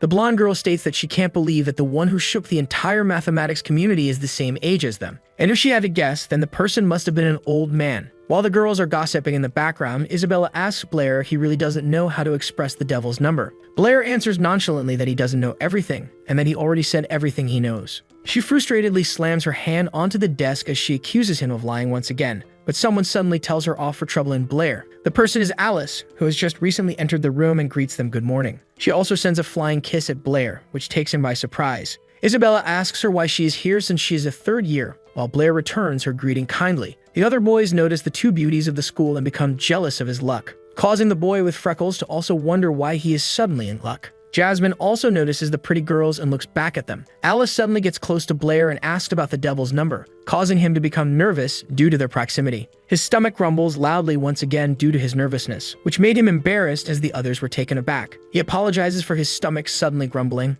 Alice softly grins at his embarrassment, while Isabella calls him a pig for being so hungry this early in the morning. Alice pulls out a delicious-looking bread and presents it to Blair. She states that she accidentally brought extra lunch and asks him to help her finish it. Blair's mouth waters after seeing the bread in front of him. He finally resigns and decides to accept it, as he thanks Alice for the bread and calls her a good friend. Isabella pulls on his cheek and stops him from eating the bread he got, and scolds him for accepting food from strangers. Blair tells her that he tried to reject her, but the bread looked too delicious to pass by. She gets even more mad and states that he should have asked her first for food. He rebuts and says that she'd just call him a pig again if he asked for food, to which Isabella shouts at him saying that she doesn't care. Alice interrupts their conversation, stating that it is only natural for her to give him assistance since he is a once-in-a-lifetime genius. Isabella gets irritated by her statement and decides to hand Blair an extra bread that she just so happens to have brought, adding that he should just return the bread he got from Alice. Blair becomes a bit confused at her sudden kindness. Alice teases her for interfering with his choice and points out that they are not in such a relationship for her to be jealous. Isabella gets even more irritated at the details she pointed out and tells Blair that he should make a choice, to choose between her and Alice's bread, and he can only choose one. Alice comforts him and tells him that it's okay to choose what he likes even if it's hers. Tensions rise as the 2 girls stare down at each other, with Blair unable to have a quiet meal. As the 2 antagonize each other, Blair struggles to find a way to defuse the situation. He decides to accept Isabella's bread and takes it from her hand. She shows off and celebrates that her bread is better than Alice's, who is now also irritated. But Blair shoves both pieces of bread in his mouth. As he tries to swallow the bread, he starts to sweat profusely and almost chokes in the process. The bread finally reaches his throat and starts to go down to his stomach. He successfully ate both pieces of bread and complimented the 2 for their delicious bread, with tears running down his face. His classmates who witnessed the scene are starting to worry about him due to the stunt he just pulled. Isabella gets all elated thinking that he wolfed down her bread due to its deliciousness. On the other hand, Alice wipes off a crumb of bread on Blair's face and starts to put it in her mouth while seductively looking at him. As she licks the crumbs off her finger, she also lightly scolds Blair for being careless.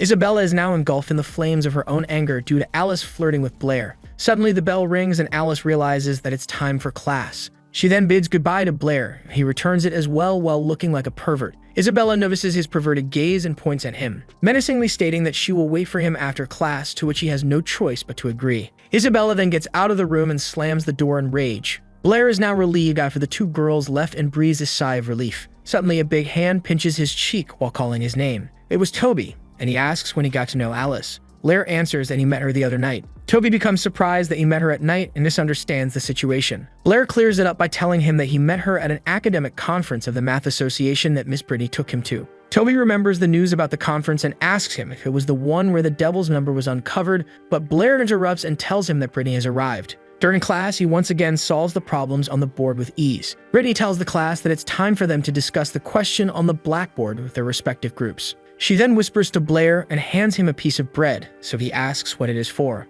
She tells him that it's for his breakfast since he didn't eat in the morning. He sweats profusely at the thought of eating bread again after munching down on it earlier. Blair then heads to his group for the discussion. Toby asks why he has bread again after seeing it in his hands. He avoids the question and decides to have the discussion first, but a girl in his group suddenly slams the desk with her hands. The pink-haired girl who slammed the desk then asks Blair who the mysterious man at the conference was, since she heard from Toby that he was present that day. He looks over at Toby, who is avoiding his gaze as he tries to brush off her question by saying that he only sort of saw the person. The pink-haired girl asks how he sort of saw him. Meanwhile, Jasmine seems to be thinking of something. Blair explains that he was absent when the mysterious man stood up. Then when he got back, the venue was a mess and he couldn't find the man anywhere. The girl asks why he left the venue at such an important moment. He answers with an excuse, saying that he had diarrhea from eating too much, which made all of them silent. Toby states while picking his nose that he can't believe that he wasted such a good chance. The girl tells him off, saying that it was enough that Blair was able to be qualified to attend such an event since only rich or noble people can attend it.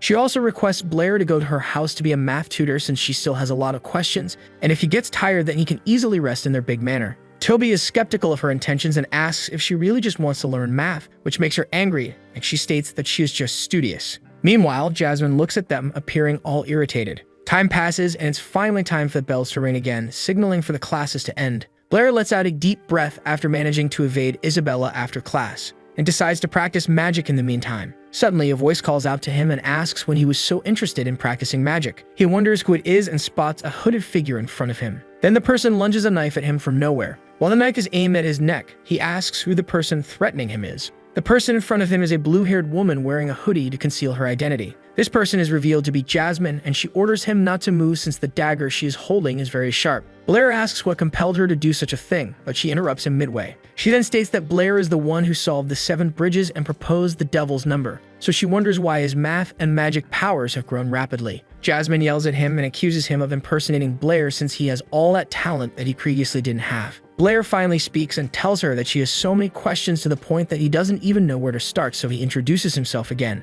As he thinks that he should mention that he came from another world, Jasmine suddenly pulls his cheeks after mistakenly thinking that he has a disguise. She states that his disguise will be revealed with her technique, no matter how perfect it is. But she is met with surprise, since his face was still normal even after she applied her technique, with only his face hurting as a result. Blair kicks her foot in retaliation, causing her to stumble and fall towards the ground. She panics after she loses her footing and realizes that she is going to fall, so she simply braces for the oncoming impact. But surprisingly, she stopped falling as her eyes opened, since Blair managed to catch her right before she was about to fall. She blushes for a bit seeing the close distance between them. Though Blair keeps a straight face unfazed, Jasmine snaps out of it and finally tells him to let go, so he complies as per her request. But in return, he orders her not to point the spoon he previously mistook for a dagger at his neck. He also firmly states that he really is Blair. Jasmine is still flustered and says that he should let go before anything else. After he lets go, she asks how he is suddenly so gifted with magic and math and also speaks very differently from the original Blair despite not having a disguise.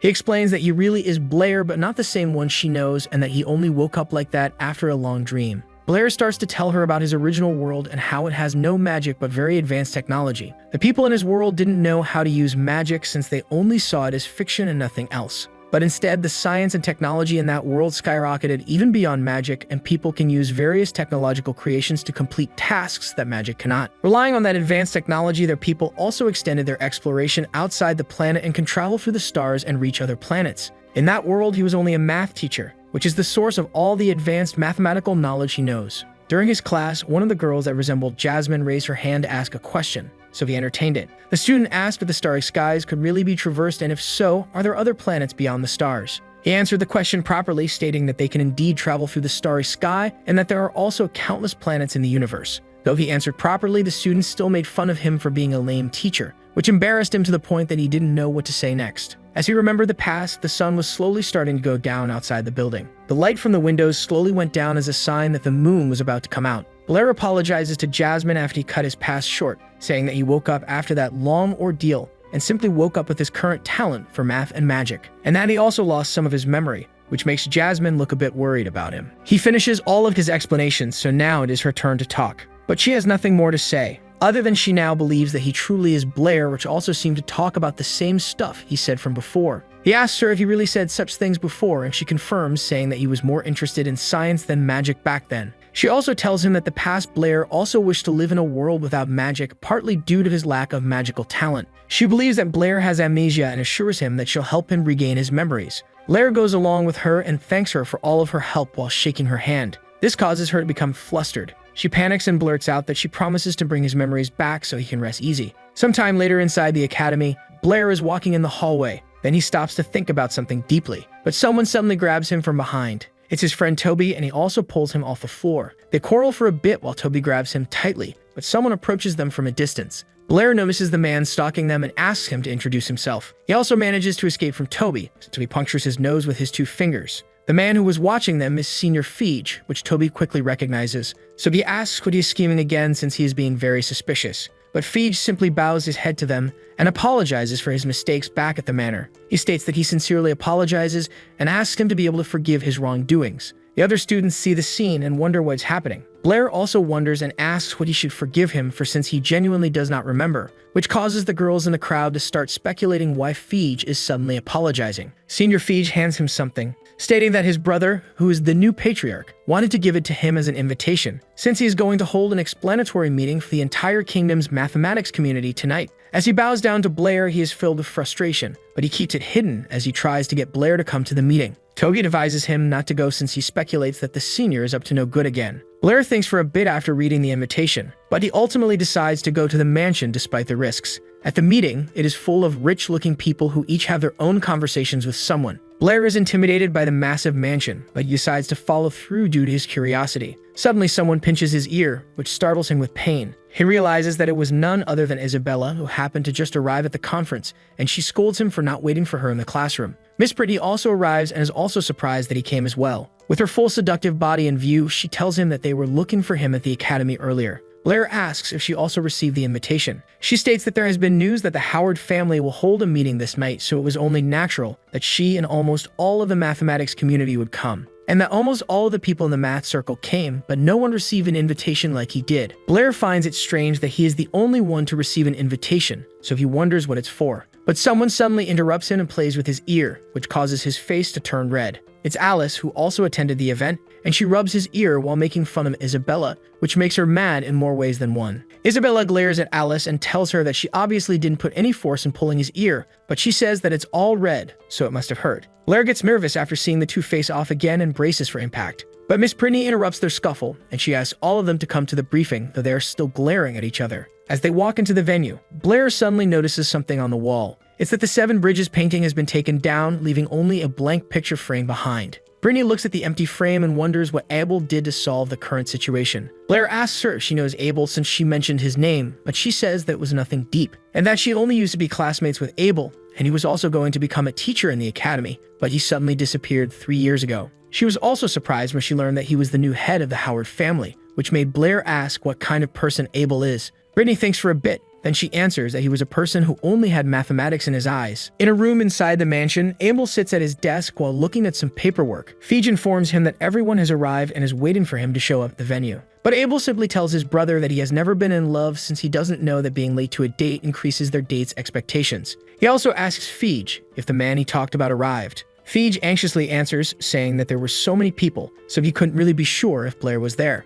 Abel puts his hand on his brother's shoulder and assures him that he is not like their father, so he doesn't need to be afraid anymore. He then tells him that they should now go to the venue, in order for them to start a new chapter in the Howard family. At the main venue, there are crowds of people socializing. Suddenly, a man spots someone in the distance. It is the Howard brothers, which causes him to announce to everyone that they have finally arrived. Despite having a large audience, Abel still walks gracefully and as calm as a rock while his brother nervously struts behind him. The people at the venue look at the new head and realize that he is still very young. Abel then starts off the meeting by greeting the guests, stating that he is thankful to them for coming for the briefing. He introduces himself as Abel Howard and respectfully bows down before the guests while also thanking them. Brittany notices that Abel has changed from 3 years ago in both dress and speech. Abel pulls out a book from his coat and tells the audience that he will get to the point quickly since they have been waiting for so long already, though he states that he will open up about his family's past first. Blair notices the book he is holding in his hand and wonders what the book contains. Abel states that this book contains a note from the first patriarch of the Howard family,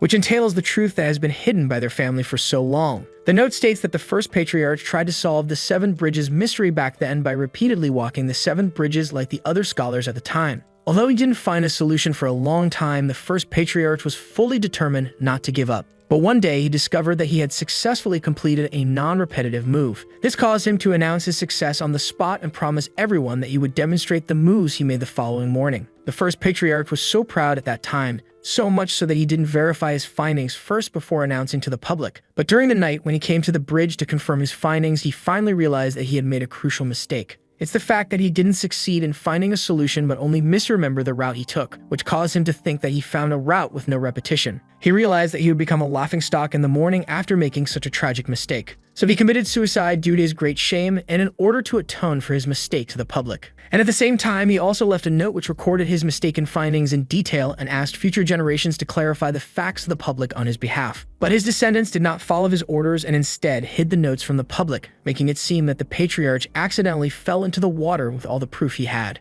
They did all that in order to maintain the so-called honor of the family until today. After telling the story, Abel stands resolute in front of a large audience, telling all of them that the truth cannot be hidden forever and that the Howard family will face the truth and the backlash that they will receive. He then humbly bows again to ask for their forgiveness. Feige is shocked at his brother's bravery and attempts to stop him, but he quickly changes his mind. Abel clearly apologizes to everyone on behalf of the whole Howard family. The people in the meeting are shocked at his revelation, and they start talking among themselves. Blair sees his decision on the matter and deduces that the new patriarch is very decisive, saying that the Howard family lied about the 7 bridges mystery. He is impressed to see that Abel actually revealed the truth, which will cause more responsibility for future generations, but the first patriarch's honor was preserved. The lady with the top hat asks if Abel disbanded the Numbers faction a few days ago as atonement for the family's lie. The new patriarch informs her that it was indeed a form of atonement, but there is a different main reason, which was the so-called Devil's Number. The lady asks if he still hasn't found the number yet. Abel answers, saying that they haven't found the number yet, but it's not because of the limitation of his abilities. He announced that it is due to the fact that the Devil's Number does not exist, which surprised Blair. The other guests ask him to clarify what he just said. Abel tells them that the number doesn't exist in their existing mathematical cognition system, which was also the reason why he disbanded the Numbers sect. A nerdy boy from the crowd asks if the Devil's Number is incomprehensible. Abel reveals that the Devil's Number isn't unsolvable at all, but instead, it is a whole new area that the mathematics group still hasn't explored yet. He states that the solution for the community to solve this mystery is to question the one who proposed the number in the first place, which is Blair from Street Donna's Academy. The crowd starts talking among themselves once again as they wonder who Blair really is. Abel continues his statements and says that they don't recognize Blair since he is very humble with his discoveries, so he asked everyone to hide his name. But Abel firmly tells them that they need Blair to step up and lead them in order to greatly improve the mathematics community. Brittany looks behind her to talk to Blair and asks him what he plans to do, but he is nowhere to be found, with no one having any idea where he suddenly went. Feige informs his older brother that Blair doesn't seem to be in the area.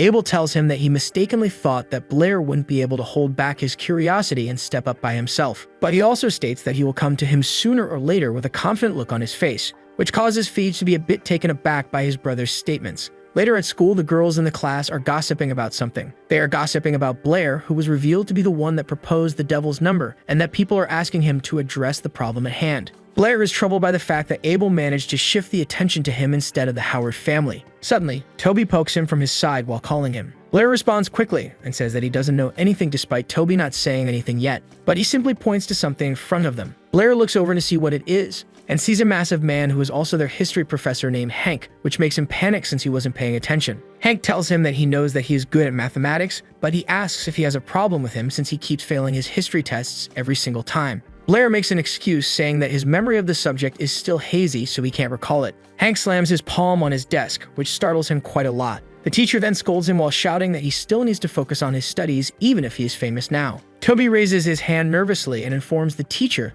that someone is looking for Blair. Hank shouts at him for interrupting, but Toby continues to point at the person looking for Blair. The teacher explicitly states that no one is allowed to interrupt the lesson he is teaching, not even the vice president Calvin. Calvin comes up from behind and grabs his shoulder, then states that he is the one looking for Blair, which startles him. He begins to double down on his words and finally lets Blair go. They go to the hallway after leaving the classroom. A man dressed the same as Calvin also tags along. The vice president greets him once again with a warm smile on his face. Blair looks defeated as he realizes that he came to him for the Devil's Number. Calvin states that the outside world is waiting for him to stand up and solve the devil's number, which puts them under pressure, so they have no choice but to ask for help. Blair thinks for a bit before answering, but he is interrupted by the man next to the vice president, saying that they really need his help and that it brings no harm to him either. Blair bluntly tells them that he really doesn't want to help with a bright smile on his face. A while later, Toby is in a rush and suddenly opens the door, which was Miss Brittany's office, so she becomes puzzled as to why he is in such a rush. She asks him what he is rushing for as he tries to catch his breath. Toby tells her in a panic that Blair was suddenly taken away, which causes her to become worried.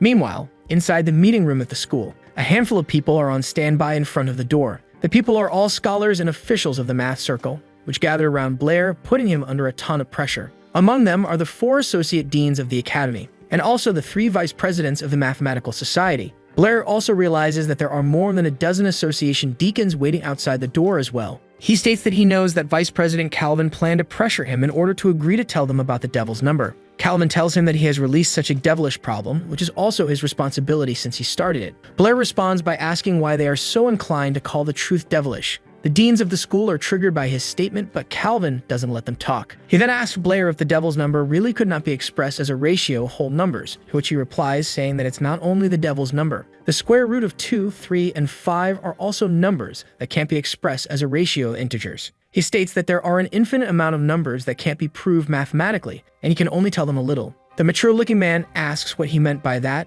and also asks him how many centuries they have been wrong. Blair assures them that this is a very normal thing due to the nature of mathematics, which is constantly changing, and as long as they find proof, they can expand the numbers. Calvin pleads for his help after realizing that he truly knows the truth about the devil's number. But Blair refuses and apologizes, saying that he really can't help them with this. He also states that he knows what they are afraid of, which is the revelation that the truth they have believed for years will be overturned. Blair tells them that fear is normal, informing them that in his hometown, generations of people also challenge such problems in the pursuit of truth and knowledge. He explains that it's due to that fear of the unknown that they should want to understand it and embrace the truth, which is what their ancestors have done for so long. Blair tells them that he believes that the mathematics community will be able to face their fear and have the courage to overcome this challenge. After all, the hymn of man is the hymn of courage. The vice president is impressed by his words and is a bit taken aback. They then suddenly bow their heads to him, which seemingly startles Blair. Calvin says that he truly is right and apologizes for their brash behavior. He then thanks him for his guidance for the day and says that the mathematics community will always remember his contribution. Blair tries to assure them that it's all good, but the door suddenly flies into the room. A scholar is hit by the flying door and stumbles to the ground, and it also hits a chair on the way. They look at who caused the door to fly out at such speed. It is Brittany, who seems to be enraged due to the immense magic power she is letting out. She also readies 2 whirlwinds in her hands as she stands at the door menacingly. Brittany terrifyingly asks them what they did to Blair as she looks ready to attack at any moment. Blair raises his hands to call her. He then tells her that he is right there while she is flinging the scholars all over the room. Blair embarrassingly informs her that they only wanted to have a chat with him. Brittany becomes flustered after realizing such a fact and profusely apologizes to the deans. Calvin tells her that he understands since Blair is her beloved disciple and that it was also partly their fault for suddenly taking him away. She struggles to respond and just stands awkwardly in place. After the whole scuffle at the meeting room, they walk in the hallway as they are getting ready to go back home. She tells Blair that she impulsively went for him after hearing from Toby that he was taken since she thought that he was going to be harmed. He assures her that he can handle it in front of so many students in the school,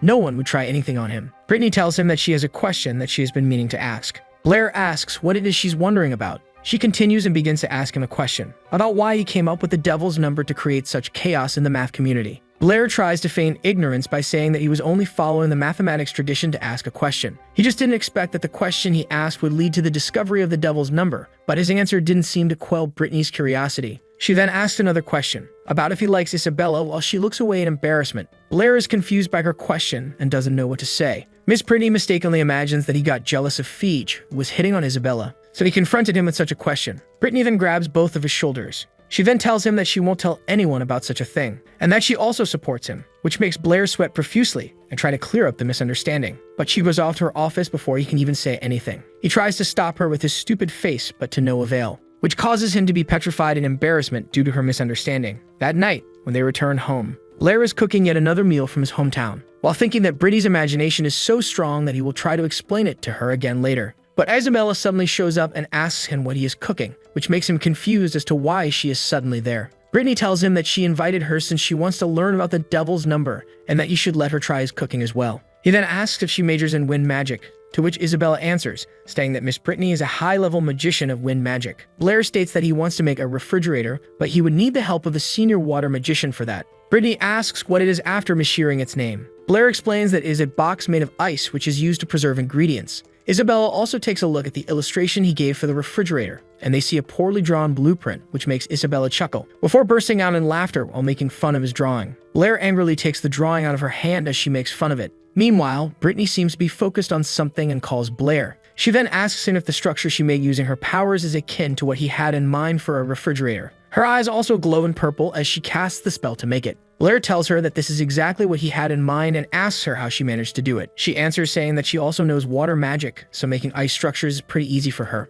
Isabella is shocked after seeing that she can cast more than one type of magic since there are only a handful of magicians who can do such a thing. Blair then asks why she stays at Street Dona's even after having such magical talent. Her face darkens a bit due to his question, and her eyes wander off to the pan. She then tells Blair that the food is ready to avoid his question, which is effective since he rushes to turn off the fire. They then set the table with all of the delicious food Blair made. Isabella says that it looks weird despite smelling good, to which Brittany tells her that she also thought the same, but she found out that it was really delicious. Blair states that the dishes are all from his hometown and that it was normal that Isabella hadn't tried them yet since he didn't invite her to eat them. Isabella hides the fact that she wants to eat the food and instead stubbornly tells him that she won't eat it, even if she starved to death today. But she quickly gives up later as they eat. She then licks her lips after tasting such savory dishes. Isabella is in a daze after finishing such delicious food. Blair mocks her and reminds her that she said that she wouldn't touch his food even if she was starving, which causes her to pull his ear, and nags him for making such delicious dishes as he screams in pain. Brittany laughs after witnessing such a lively scene. Blair asks what the matter is.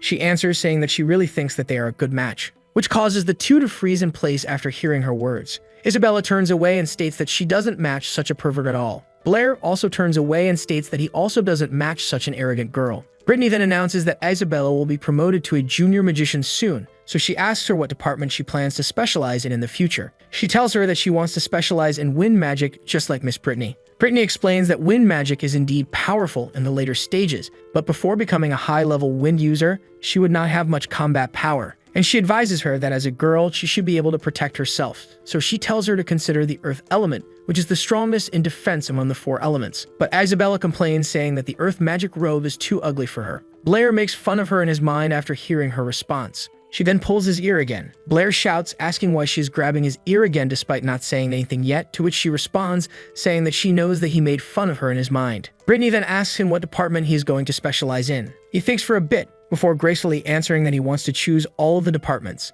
Isabella laughs at him for dreaming of such a thing that even Miss Brittany couldn't achieve. Brittany then notices something. She says that Blair's words might not be a pointless dream. Isabella tells her that he was just talking nonsense, so why was she taking him so seriously? Brittany explains that the magic elements around him give people a strange feeling, but she feels a dense energy. She thinks that he might be able to have an affinity with all four of the elements at the same time. Brittany then states that they should forget about all that stuff for now and that she will guide him in his magic since he guided her in math. The two students are enjoyed due to her words, though Brittany also states that they can't rely too much on magic in order to be a good magician, because although the gods have given them the ability to cast magic, magic spells and gestures exist which can leave the magician with no opportunity to cast. And in order to make up for such a shortcoming, they need to practice martial arts in order to deal with situations where they have no time to cast magic. She demonstrates her magic by cleaning the dishes, which impresses Blair with its convenience. Brittany also informs them that there are many cases where fighting ability is more important than magic, so she will teach them about fighting before magic, which causes Blair to be surprised after learning that she can also fight. Isabella tells her that she learned martial arts at home, so she asks her to let her and Blair try it first so he can have an intuitive understanding of combat. Brittany agrees and reminds her not to hurt Blair. Isabella replies, saying that she will show him mercy while secretly thinking that she won't lose to him in martial arts. Blair then gets a bit nervous seeing her prepare herself. They head to a training room after they get ready. Isabella taunts him, saying that he shouldn't let her make him cry. Then she swiftly dashes to attack him, but he is still dead calm. She reaches him and throws a punch, but he manages to skillfully dodge her attack. In the dead of night inside the training room, the two fight continuously as they swiftly move across the room. Blair then grabs her wrists, which causes her to lose her balance. He then manages to incapacitate her in one swift motion. She is stuck in a revealing position, so she calls him a pervert and orders him to let go. He tells her that for him to let her go, she still has to do something, but she suddenly launches a kick straight to his face. Though her sneak attack is not successful, seeing that he managed to dodge it. Blair then swiftly attacks her with wind magic, which causes her to lose her footing. She loses her balance again and falls to the ground. She screams in panic at her impending fall,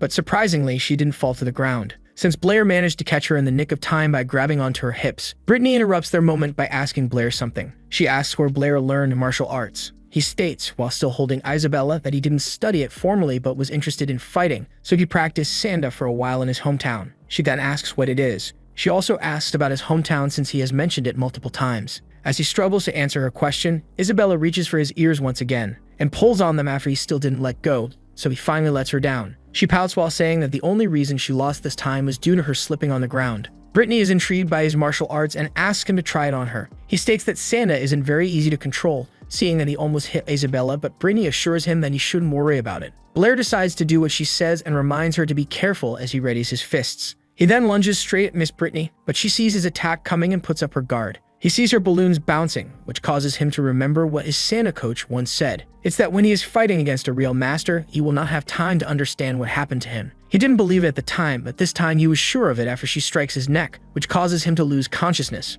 Brittany catches him to prevent him from falling and sets him down gently on the floor. Isabella panics and asks her what happened to Blair and if he is alright. Brittany tells her that she truly does care about him and informs her that he only lost consciousness for a while and will wake up later. Isabella becomes flustered after what she just said and tries to deny it, but Brittany tells her that she knows that she likes Blair, which warrants a surprise reaction from Isabella. She desperately tries to deny liking such a pervert and asks her to stop spouting such nonsense. Brittany tells her that she shouldn't deny it since she doesn't see it as a wrong thing to do. She tells her that she too is the same as her. But something suddenly interrupts the both of them. It's Blair, who is groping Brittany unconsciously, which causes Isabella to become shocked. She becomes surprised, thinking that he was awake all along, but he is only starting to wake up. The next day, Blair is covered with bandages and he complains that it hurts. Toby asks him what's up and if last night was so intense that he got hurt sleeping at Miss Brittany's house, but he makes an excuse, saying that he accidentally fell. But in truth, it's due to a violent woman who suddenly pinned him to the ground right after he woke up after mistakenly thinking that he groped Miss Brittany on purpose. He tells her to stop since his hand is about to break, while Brittany weakly asks her to let go.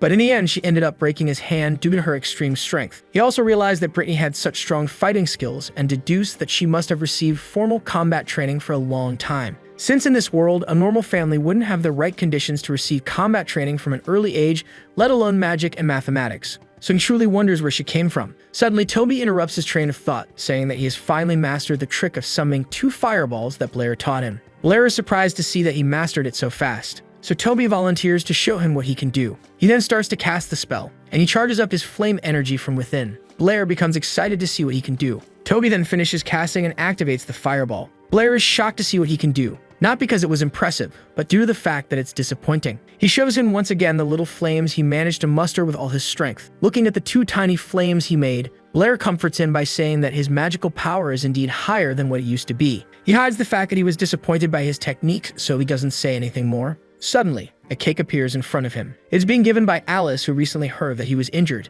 so she brought a cake for him to eat. She guesses that he didn't bring any lunch today, which is the reason she also brought the cake. Alice then scares away Toby, saying that he must have eaten already, so he leaves Blair and tells him to eat, and that he has somewhere he should be. Though Blair is entranced by the food, he tries to refuse, saying that he feels indebted for always eating her food. Alice asks if the cake is tasty, so Blair responds, saying that Alice's bread is the best, and he also asks if she has had lunch already. Though Alice ignores his question and asks one instead, to which Blair agrees to answer. She asks if he likes Isabella, causing him to spit out his cake in shock. He asks her why she is suddenly asking such a question, so she suspects that someone already asked the question to him. She then eagerly waits for his answer. But Blair calmly answers her question while wiping his face, saying that he only wants to study magic right now. Alice says that he has such a ruthless answer, but she also tells him that it's fine, which makes Blair question what she meant. She doesn't reply, but instead kisses him on the cheek. He becomes confused at what she did, so he questions her about what she wanted to do, but she only replies, saying that she will come to play with him again in the future. His classmates see the scene just now, and they think of him now as a senior killer, seeing that he managed to bewitch both Alice and Isabella.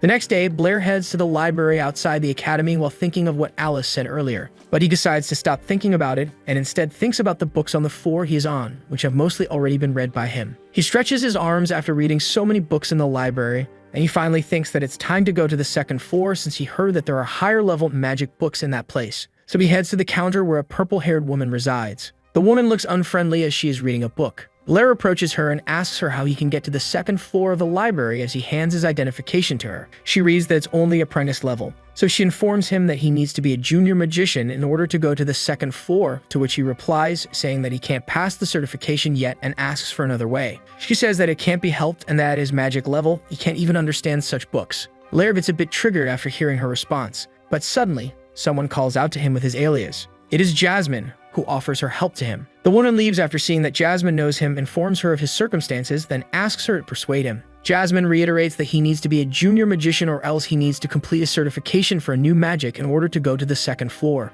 But the possibility of him succeeding is too small, so she asks him to improve his mental power instead to become a junior magician, but Blair agrees to complete the certification, since he states that he just so happened to have a new idea about improving the water element magic. She warns him that if he fails the certification, then the association will blacklist him, which will make him unable to use their resources, but he assures her that it would be just fine. Though Jasmine still looks visibly worried despite his assurance, but she still agrees to let him try and leads him into the certification exam. Jasmine talks to the ones who are going to assess Blair, and they become shocked after hearing that a magic apprentice wants to certify water element improvement magic. The bald man next to her states that it must be another person looking to deceive the association since so many generations have already perfected the water element. The man in blue asks her to tell Blair that he should reconsider since he runs the risk of being blacklisted and penalized by the association. Jasmine tells them that she understands, but she still believes that they should give him a chance to try. They finally agree to authenticate him and ask her to let him in the room. Blair enters and secures his mask in place so as not to let it fall. He goes to greet the two who don't seem to be paying attention to him, but the bald man hears him introduce his name, causing him to remember who he is.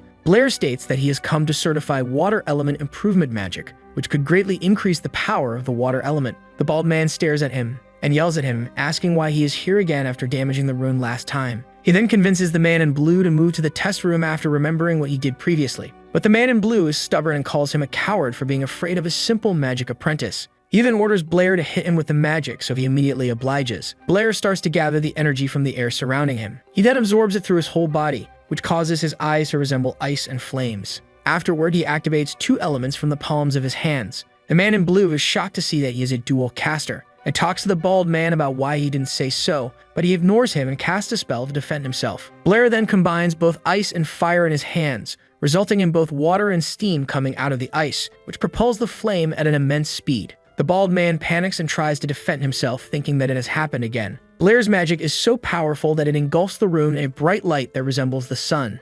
Our video ends here. To ensure you don't miss the next part, activate the notification bell, and see you next time on Tob's channel.